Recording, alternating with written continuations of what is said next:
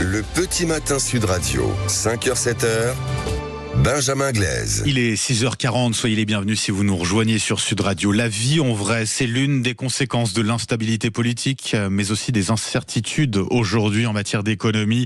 La crise dans le secteur du BTP qui tourne aujourd'hui au ralenti, les carnets de commandes sont loin d'être remplis. Les professionnels qui sont particulièrement inquiets. Bonjour Mickaël Bertolo.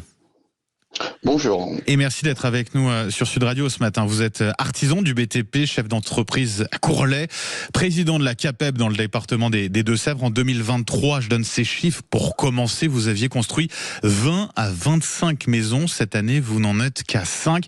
Ça fait une énorme différence. Comment vous l'expliquez cela, Mickaël Bertolo ? Alors, la baisse de la construction neuve, on peut l'expliquer, je dirais, par l'augmentation des matériaux. En premier, on a eu une inflation des matériaux qui a été exponentielle. Sur certains matériaux de l'ordre de 40%. On a eu l'augmentation des taux d'intérêt et je pense à aussi l'instabilité politique qui crée du doute chez nos clients. Nos clients ne sont pas rassurés pour investir dans une habitation. C'est ce qu'ils vous disent globalement, ouais. Oui, on ressent cette inquiétude grandissante. Quand nos clients ont peur pour leur emploi, ils n'ont pas la tête, à faire des projets. Il est comment votre carnet de commandes là aujourd'hui pour la suite, pour les prochains mois ? Alors, mon carnet de commandes aujourd'hui, on est à peu près sur 3 mois de commandes. Je dirais qu'on n'est pas du domaine d'une inquiétude forte sur ce carnet de commandes. Notre inquiétude, elle se porte vraiment pour l'avenir, de notre modèle d'entreprise. Avec un secteur aujourd'hui qui est fragilisé, vous êtes dans les Deux-Sèvres, hein, vous êtes le président de la CAPEB, vous représentez ces petites entreprises du bâtiment. Il y a une difficulté particulière. On a aujourd'hui des entreprises qui sont obligées de fermer, qui sont en liquidation judiciaire ou pas ? On en est là ? Oui, on a une augmentation, forte des liquidations judiciaires et des redressements judiciaires. Donc, c'est un indicateur très inquiétant.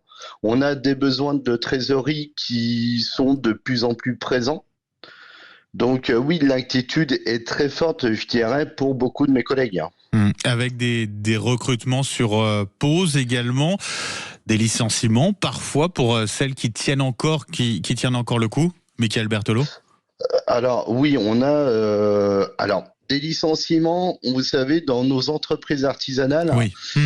On a, une morale et on est, avant de faire du profit financier, on est là pour conserver de l'emploi. Ouais. Donc, je dirais qu'aujourd'hui, on est plutôt dans des chefs d'entreprise qui ont baissé leur rémunération pour pouvoir conserver leurs salariés. Et c'est sûr qu'aujourd'hui, les recrutements, il est mis en pause. Vous promenez dans les zones artisanales, vous ne voyez plus de panneaux recherche salariés.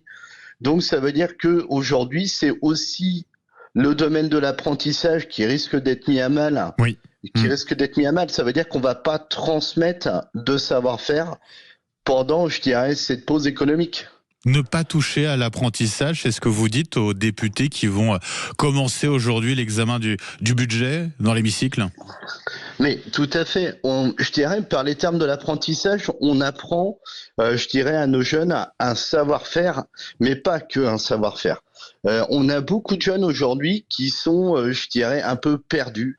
Et à travers l'insertion dans nos entreprises artisanales, on leur apprend aussi un savoir-être. Et je pense que ce savoir-être, il est aussi important que ce savoir-faire. Plus globalement, quel message vous souhaitez faire passer à notre personnel politique, à nos députés qui, je le disais, vont commencer à examiner le budget aujourd'hui ? Alors moi, j'aurais tendance à leur dire de respecter les 600 000 entreprises artisanales qu'ils représentent, que nous représentons. On a eu un vote hier sur l'auto-entreprise parce qu'il faut quand même resituer la situation. On a nos entreprises artisanales qui sont prises en étau entre l'auto-entreprise qui n'est pas assujettie à la TVA, qui fait les choses un petit peu à la façon qu'elles veulent, et les majors du BTP. Donc, on est asphyxié entre ces deux mondes.